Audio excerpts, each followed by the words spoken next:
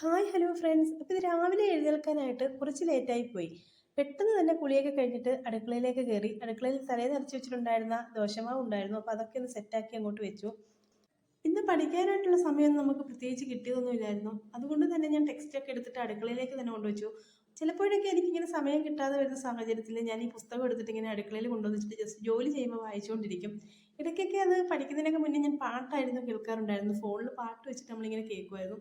അപ്പോൾ ഇങ്ങനെ ആ ഒരു ശീലം മാറിയിട്ട് ഇപ്പം ഞാനിങ്ങനെ പുസ്തകങ്ങളൊക്കെയാണ് ഇവിടെ കൊണ്ടുവന്നിട്ട് വായിക്കാറ്. കാരണം ഒച്ചപ്പാടും ബഹളവും ഒന്നുമില്ലാത്ത സാഹചര്യത്തിൽ ഇരുന്ന് പഠിക്കണം എന്നുള്ള ഒരാൾ, പഠിച്ചാലേ മനസ്സിലാവൂ എന്നുള്ള ഒരാളായിരുന്നു ഞാൻ. പക്ഷേ ഇപ്പോൾ അങ്ങനെ ഒന്നുമില്ല കേട്ടോ. അതായത് നമ്മുടെ ജീവിതങ്ങൾ മാറുമ്പോൾ, ജീവിത സാഹചര്യങ്ങൾ മാറുമ്പോൾ ഓട്ടോമാറ്റിക് നമ്മൾ മാറുമല്ലോ. അപ്പോൾ അതുകൊണ്ട് എനിക്കിപ്പോൾ ഒച്ചയോ ബഹളവോ അങ്ങനെ ഒന്നും വലിയൊരു റീസണേ അല്ല, പഠിക്കാതിരിക്കാനുള്ളൊരു റീസണേ അല്ല. അപ്പോഴും ഞാനിപ്പോൾ നോക്കിക്കൊണ്ടിരിക്കുന്നത് ഫോക്കസിൻ്റെ ഒരു ഗൈഡാണ്. പ്രീവിയസ് ക്വസ്റ്റ്യൻ പേപ്പറൊക്കെ ആഡ് ചെയ്തിട്ടുള്ളൊരു ഗൈഡാണ്. അപ്പോൾ ഇത് ഞാൻ മേടിച്ചിട്ട് കുറച്ച് നാളായി, എന്നാലും ഇത് ഫുൾ ഇതുവരെ കംപ്ലീറ്റ് ചെയ്യാനായിട്ട് എനിക്ക് സാധിച്ചിട്ടില്ല കേട്ടോ. അതിലിപ്പോൾ ഞാൻ ഫോക്കസ് ചെയ്തുകൊണ്ടിരിക്കുന്നത് ഏതാണെന്ന് വെച്ച് കഴിഞ്ഞാൽ നമ്മുടെ പ്രിലിംസിൻ്റെ ക്വസ്റ്റ്യൻ പേപ്പറാണ്.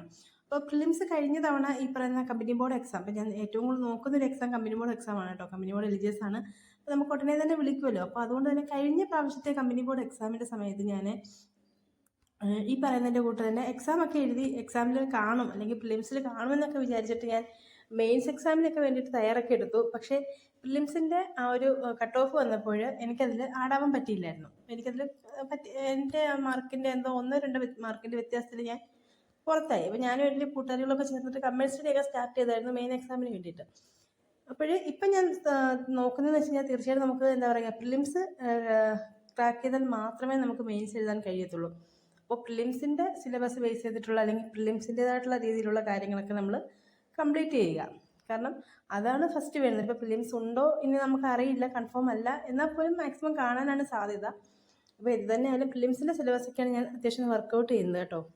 അതുപോലെ തന്നെ നമ്മുടെ ക്വസ്റ്റ്യൻ പേപ്പറുകളിലൊക്കെ ഇടം പിടിക്കപ്പെട്ട ഒന്നാണ് SCRT ചാപ്റ്റേഴ്സ്.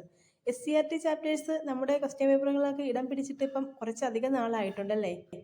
ശരിക്കും പറഞ്ഞാൽ ഈ PSC എന്ന് പറയുന്നൊരു ആഗ്രഹം മനസ്സിൽ കൂടിയിട്ട് നമ്മൾ PSCയിലേക്ക് ഇറങ്ങിയ സമയത്ത് നമ്മൾ കോച്ചിങ് സെൻറ്ററിലൊക്കെ പോയിട്ടുണ്ടായിരുന്നു കേട്ടോ. അപ്പോൾ കോച്ചിങ് സെൻറ്ററിലൊക്കെ ചെന്നപ്പോൾ ചേച്ചിമാരൊക്കെ അന്ന് വർക്കൗട്ട് ചെയ്തിരുന്നത് പ്രീവിയസ് ക്വസ്റ്റ്യൻ പേപ്പർ ആയിരുന്നു.